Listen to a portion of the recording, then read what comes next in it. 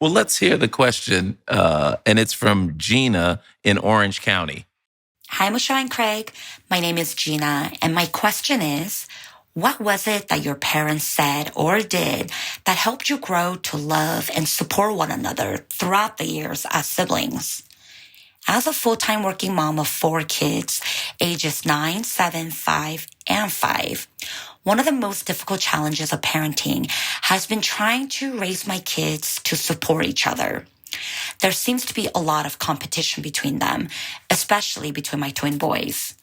As one of 5 siblings myself, growing up in a challenging immigrant environment, we just knew not to fight over any frivolous things.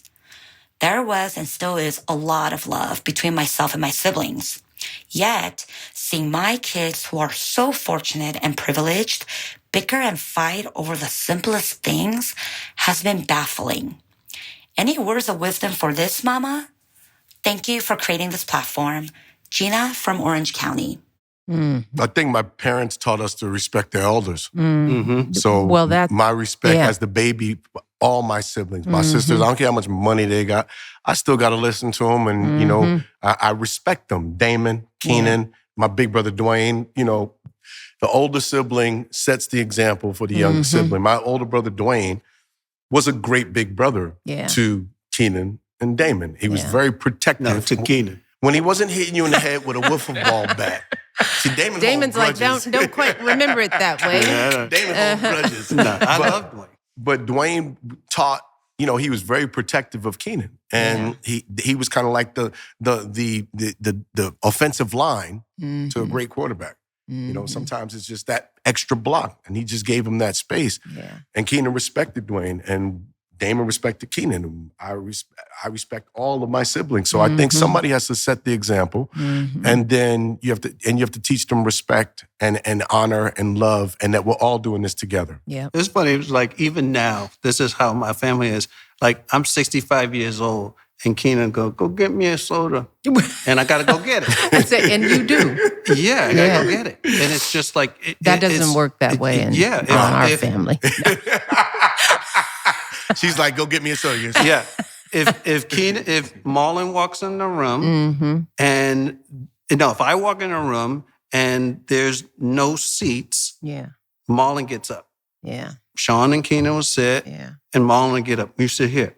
And my son will have to. That's why I love the fact that they have children. Yeah. Because I just use that. I go to my theater sometime and little Damon's there and Mikey's there. And as soon as I walk in the room, the youngest one gets up and lets me sit down without question. And I love that. Did your parents instill that? Or did you all do that sort of... Just a code. Yeah, it's just a code. Informally. Quiet code. Yeah. We didn't teach them that. They just watch how we do with each other. Yeah. And it's just a quiet code. Some things you don't have to teach. It's just what you see. But it starts at the top. I mean, the way you talk about your father, I mean, there was sometimes a level of fear because you didn't know what he was going to do. But what was always there was a level of respect. Yes. Right. You know, and so whether you felt like that was happening just as your code, it started because that's how you thought of your father. Yeah. And I'm sure that had a little bit to do with how your parents interacted. But I also know that as siblings, sometimes we read the parental relationship differently or the situation. I'm wondering if you guys have different takes on. Yeah, I was scared to death of my father. Yeah. Scared. Like he would pants my father. Like my father would be talking, he'd just snatch his pants off. Oh, dang. And for me, that was like a suicide. That's why you so crazy. That's suicide. Yes. You would pants your and my father. Hey, Jack, come on. Hey, those were my friends. Yeah. My mother and my father were my friends. They were their parents. I was scared. I came along. My dad, they had money. My brothers had got them houses. They were tired. And by the time you came around, my daddy it's had like, breasts. Who you going? You pull that belt was all soggy. Man, if you don't sit your ass down, let's talk about this. All right, I'll come home at 1:30 instead of 2. But, you know, beyond the fear of my father, I respected my father. Yeah. And it was the man that he was, that he showed up every day. That man made sure that he never left us. Never left us. And there was a time when him and my mother was breaking up. Yeah. And all the kids was out the house except me and Sean. And my dad moved to Harlem. And my mother, at that time, she had her little schizophrenia going on, so she was cursing him out, calling him all kinds of names. My father left. And then he came back like a month later because he was like, I'm not done yet. My 2 boys need me. I didn't come this far to abandon. And because me and Sean started acting bad. Yeah. And he was like, no, I'm not. I'm going to finish this assignment from God. And he showed up. And that example for me, I didn't fear my father. I just respect my father, and I love that man. I feared him. Like I used to go and we used to like rob houses for stereo, for music equipment, DJ stuff. So that's And how then it was just you payback. stole your equipment. This is what I'm saying. That's man. karma. Okay. Now it all comes. See, we all caught that. It's like, what? No, but the stuff my cousin took was stuff that I bought. Unlike the stuff you stole. Like they bought. But listen, I would go with my friend, but He's like, that's not the point. That's not the point. We digress. We digress. yeah, I couldn't bring it home. Yeah. So my dad was like the security guy at Best Buy. You needed receipts. Where'd you get it from? Yeah. And where'd you make the money? You couldn't just bring stolen anything into the house. Yeah. I had a friend, Seymour. His mother would be shouting out requests. Seymour, play by Molly. I'm like, what? On that stolen stuff. Boy, get it out of my house. If you don't put on Bob Molly.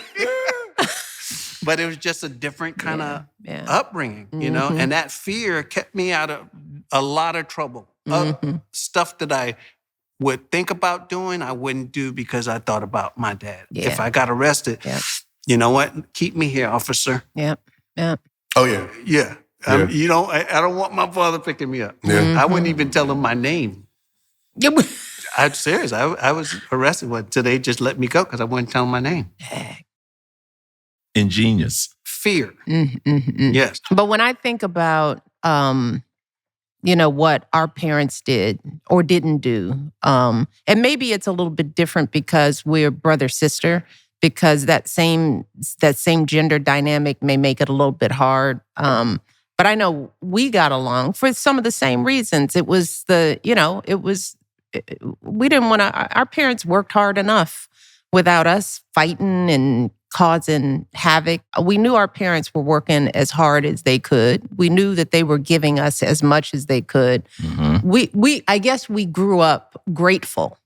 And perhaps sometimes in this generation where kids have, I think, too much, parents are giving kids a lot of stuff and they're not giving them some guidance.